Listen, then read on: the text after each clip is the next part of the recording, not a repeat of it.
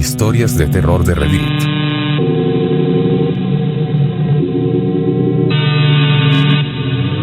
Sé que la historia de lo que me ha sucedido va a resultarles difícil de creer, y soy consciente de que el alivio que sentiré tras haberla compartido será efímero, al contrario que las consecuencias de mis palabras. Comprendo perfectamente que su labor no es dilucidar si mis palabras son ciertas o no, sino esclarecer si estoy en mis cabales, o por el contrario he perdido el juicio y soy un peligro para mí y los que me rodean. Pero siento que mi cordura pende de un hilo y tan solo deseo que escuchen mi historia, ya que, de no expulsarlo, el veneno de mis vivencias acabará con mi mente y con mi alma. Tras la quiebra de mi empresa decidí que era hora de cambiar de aires, por lo que me mudé a una pequeña localidad en las montañas. Después de años de responsabilidades y preocupaciones, me figuré que el puesto más alejado de mi antigua vida era el de pastor. Ese había sido el oficio de mi abuelo, al que solía acompañar en mi niñez y cuyo carácter calmado y apacible siempre despertó mi admiración. Pensé que seguir sus pasos me daría la paz que tanto ansiaba. No tenía ni idea de que lo que presenciaría tan solo unos días después me conduciría al borde de la locura. Varias semanas pasaron, y sentía que el trabajo ya no tenía secretos para mí. Primero llevaba las ovejas a un campo a las afueras del pueblo, después marchábamos ladera arriba de la primera de las montañas que formaban una pequeña cresta y cuyos caminos ya conocía bien, y finalizábamos nuestro trayecto rodeando el valle, parando para descansar en un llano, coronado por un pequeño y sombrío monte, donde solía fumarme un cigarro acostado en la hierba. Nunca me gustó ese lugar. La gente lo llamaba el Pico del Cíclope. Al parecer hacía décadas que le llamaban así, y ya nadie recordaba el origen del extraño apelativo.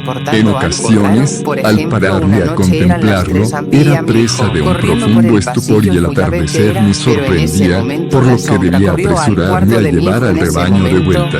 Nunca comprendí cómo era posible que la tarde hubiera transcurrido tan rápidamente, ni cómo había sido capaz de quedarme embobado mirando el montículo durante tantas horas. Ahora sé que no había nada natural en aquel pico, y que mi pobre mente intentaba avisarme del peligro que allí habitaba. Al fin llegó aquel funesto día, cuando me distraje mirando aquella pesadillesca cima por tanto tiempo que, al volver en mí, comprobé horrorizado que me faltaba una oveja. Busqué por todas partes, pero fui incapaz de hallarla. Debía darme prisa si quería que el anochecer no me sorprendiera en las montañas, por lo que corrí hasta de un lado a otro de la llanura hasta quedar extenuado. No tuve éxito. Escalar el pico del Cíclope hasta tomar alguna altura aumentaría mis posibilidades de vislumbrar al animal, por lo que ignoré lo que mis instintos me dictaban y comencé a escalar aquella maldita cumbre. La base de la pequeña montaña tenía un aspecto de lo más corriente, y la vegetación y el tono de la tierra no presentaba diferencias significativas con el resto del terreno. Pero conforme ascendía pude notar, pese a estar plenamente concentrado en hallar al cordero, como todo rastro de normalidad se iba desvaneciendo. Los árboles cada vez tenían un aspecto más enfermo y retorcido, las hierbas venenosas cubrían el suelo, y era incapaz de escuchar el sonido de ningún pájaro ni insecto. Ya había recorrido más de la mitad de la travesía cuando noté aquel hedor. Carne podrida, pensé. Olía como algunas alimañas que había encontrado en el monte, medio devoradas por buitres. Solo que en aquella ocasión ese espantoso aroma lo inundaba todo, y me vi incapaz de ubicar su origen. Era como si brotara de la tierra. A aquella altitud la vegetación había desaparecido completamente, y tan solo las rocas me hacían compañía. El terreno presentaba unos surcos que no había visto jamás, y el tono de la piedra de la que parecía estar compuesto el pico me hacía sentir enfermo. Aquel color se asemejaba al de un pescado, incluso poseía cierto brillo.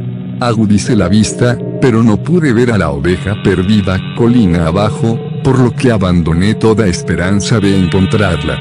Me dispuse a bajar, pero apenas me hallaba a unos minutos de la cima. Todo mi ser me imploraba que me marchara, pero decidí ignorar estos pensamientos y continuar. Aún ignoro por qué. Ascendí tapándome la nariz debido al grotesco aroma, que se hacía cada vez más intenso. Al coronar la cúspide de la montaña, se me escapó un grito al contemplar una grieta de al menos 10 metros de longitud que se extendía a lo largo de una pequeña planicie. De los bordes del surco brotaban finos cilindros, cuya composición era inequívocamente metálica. No comprendía qué era aquello. El cielo casi se había oscurecido por completo y debía marcharme, o de lo contrario no sería capaz de encontrar el camino de vuelta. Traté de arrancar uno de los brillantes tubos que brotaban de la hendidura para seguir estudiándolo en la tranquilidad de mi hogar, pero al tirar de él todos ellos se movieron al unísono y la enorme grieta se abrió revelando un monstruoso globo ocular, cuya curva y rojiza pupila se me clavó con furia, arrebatándome el control sobre mi mente. Recuerdo correr tras aquello, correr más rápido de lo que nunca he corrido. También recuerdo cantar y gritar a todo volumen, tratando de ahuyentar el recuerdo de aquel ojo blasfemo, pero no recuerdo que ninguna de mis acciones fuera deliberada. La memoria de mi huida se asemeja más al recuerdo de un sueño, o de una película. Eso es todo lo que sé.